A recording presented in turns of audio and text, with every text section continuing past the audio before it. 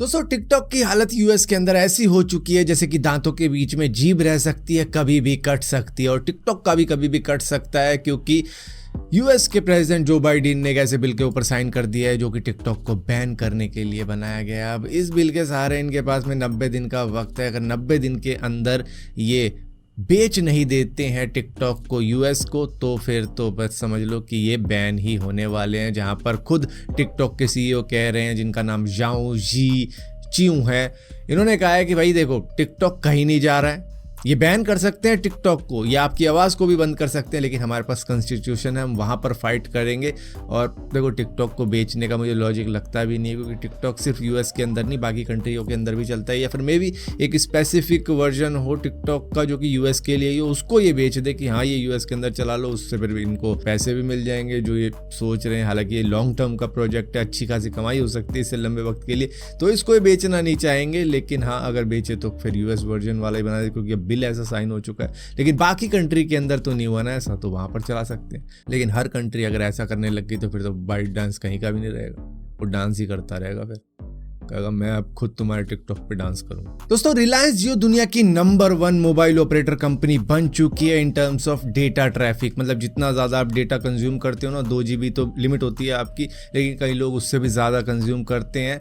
तो इस वजह से उन्होंने जियो को अब नंबर 1 स्पॉट पर पहुंचा दिया है। इससे पहले चाइना मोबाइल जो कि वहां का टेलीकॉम ऑपरेटर होता था, वो नंबर 1 पे हुआ करता था, लेकिन जियो ने अब उसको बीट कर दिया है। दरअसल जनवरी से मार्च के महीने में इन्होंने 38 हेक्साबाइट डेटा कंज्यूम किया था चाइना के अंदर, लेकिन इंडिया के अंदर 40.9 हेक्साबाइट डेटा को कंज्यूम किया गया जनवरी से मार्च महीने के बीच में, जिसकी वजह से नंबर 1 स्पॉट पे आ जाती है। और 5G सब्सक्राइबर्स के मामले में भी ये दुनिया की दूसरे नंबर की कंपनी है। इसके पास में 108 मिलियन 5G सब्सक्राइबर्स हैं, तो उस मामले में भी शायद ये अब नंबर 1 पे पहुंच जाएगी आगे जाकर। दोस्तों आप जब भी कोई कार लेते हो उसके अंदर सोचते होंगे सीएनजी लगवाने की, या फिर सीएनजी वाली ही कार ले लेते होंगे क्योंकि वो काफी ज्यादा कॉस्ट एफिशिएंट रहती है। लेकिन अब ईवी के जमाने में बजाज ऑटो प्लान कर रहा है सीएनजी पावर्ड बाइक लॉन्च करने की, जो कि दुनिया की सबसे पहली सीएनजी पावर्ड बाइक होने वाली है। हालांकि चलन ईवी का है, लेकिन इन्होंने कहा कि सीएनजी की बाइक निकाल के देख लेते हैं। हालांकि सीएनजी के स्टेशन पे जिस तरीके की भीड़ होती है,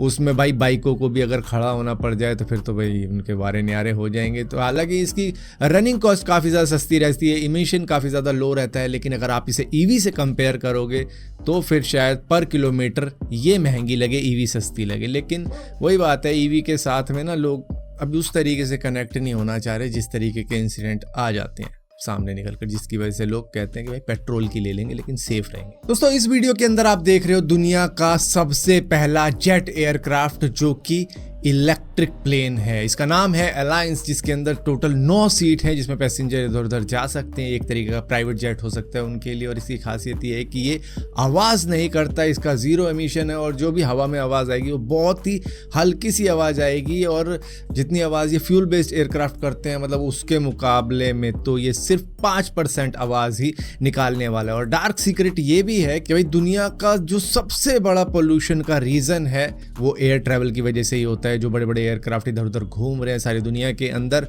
वो इतना ज़्यादा पोल्यूशन कर देते हैं, जिसकी वजह से आज ये हालत है। दोस्तों दिल्ली के अंदर उबर के ड्राइवर ने फिर से एक हरकत दिखा दी है। दरअसल उबर की कई सारी कंप्लेंटें आपको आ रही होंगी, जिसके अंदर वो ज़्यादा रेट मांग लेते हैं कई बार। तो यही हुआ इस महिला के साथ में, जहां पर महिला जब अपनी डेस्टिनेशन पे पहुंची तो इसको कहा गया 200 रुपये एक्स्ट्रा दो। अब महिला ने 200 रुपये एक्स्ट्रा नहीं दिए तो इसने गाड़ी चलानी स्टार्ट कर दी और 1 किलोमीटर तक वो इस महिला को लेके चलता रहा। महिला ने SOS का बटन दबाया, लेकिन उसका भी मजाल है, 2 दिन तक भी किसी ने रिस्पॉन्स दिया। दरअसल किसी तरीके से महिला उस सिचुएशन से निकल तो गई, 200 रुपये एक्स्ट्रा का 250 रुपये दे के ही निकली हो बेशक से, लेकिन उस सिचुएशन से निकली। और उसके बाद इन्होंने एक्स के ऊपर कंप्लेंट डाली अपनी कि क्या पैसेंजर की सेफ्टी यही है कि उबर का वो SOS बटन मजाक है कि उसको दबाने के बाद में, सोच के देखो महिला है उस कार के अंदर, कुछ आगे की बात भी हो सकती है, गलत चीज़ भी हो सकती है, लेकिन वो SOS का बटन किसी काम का नहीं कि मतलब दबाया फिर भी किसी ने रिस्पॉन्स नहीं किया। दोस्तों गर्मी अपने पीक पे आनी बाकी है, लेकिन गर्मी अभी लगनी शुरू हो चुकी है और तेलंगाना के अंदर जो ट्रैफिक कांस्टेबल हैं उनको अभी इस तरीके के हेलमेट दिए जा रहे हैं जो कि 13 से 17 हज़ार रुपए के हैं। ये 200 ग्राम का हेलमेट है, लेकिन इस हेलमेट की खासियत ये है कि इसके अंदर इनबिल्ट AC है जो कि ठंडी हवा देता रहता है उस पुलिस वाले को जो कि धूप में खड़ा हुआ है, और उस ठंडी हवा से शायद थोड़ी सी राहत मिलती होगी इनको। अब आप कहोगे यार बैटरी पावर्ड होगा, कितने घंटे चलता होगा? ये 10 घंटे चल जाता है, मतलब कि जो इनकी ड्यूटी का टाइम होता है उसको तो ये आराम से निकाल ही लेता है, उसके बाद में तो खैर शाम हो जाती है।